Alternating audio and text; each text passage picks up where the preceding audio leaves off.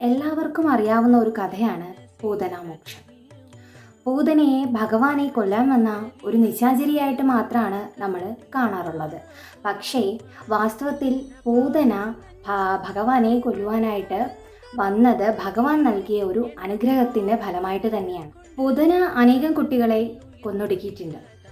പക്ഷേ അവരിൽ നിന്നുമൊക്കെ വ്യത്യസ്തമായി ഭഗവാൻ ശ്രീകൃഷ്ണനെ കൊല്ലുവാനായിട്ട് സ്തന്യപാനം നൽകി വധിക്കാനാണ് പൂതന ആസൂത്രണം ചെയ്യുന്നത്.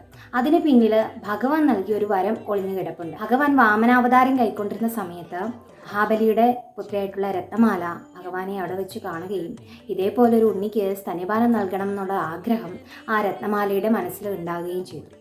നിശാചരിയാണെങ്കിൽ പോലും ഒരു അമ്മയുടെ മനസ്സ് ഭഗവാൻ അവിടെ കാണുകയും അത് സാധ്യമാവട്ടെ എന്ന് മൗനമായിട്ട് ഒരു വരദാനം നൽകുകയും ചെയ്തു. നിശാചരി ആയതുകൊണ്ട് തന്നെ അധർമ്മങ്ങൾ ഒരുപാട് ചെയ്ത രത്നമാല പിന്നീട് പൂതനയായിട്ടാണ് രൂപം കൊള്ളുന്നത്.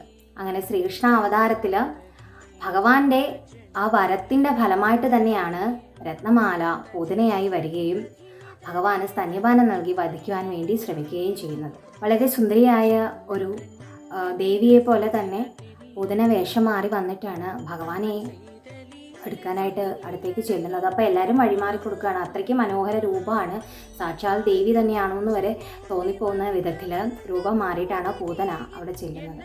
ഭഗവാൻ പൂതനയുടെ ജീവൻ തന്നെ ഊറ്റി കുടിക്കാൻ തുടങ്ങി. അങ്ങനെ പൂതനയ്ക്ക് മോക്ഷം നൽകുകയും ചെയ്തു. സകല പാപങ്ങളും അകന്ന് പരമഭക്തി ഉള്ളവരായി തീരുവാൻ വേണ്ടി പൂതനാമോക്ഷ ശ്രവണം കൊണ്ട് സാധിക്കും.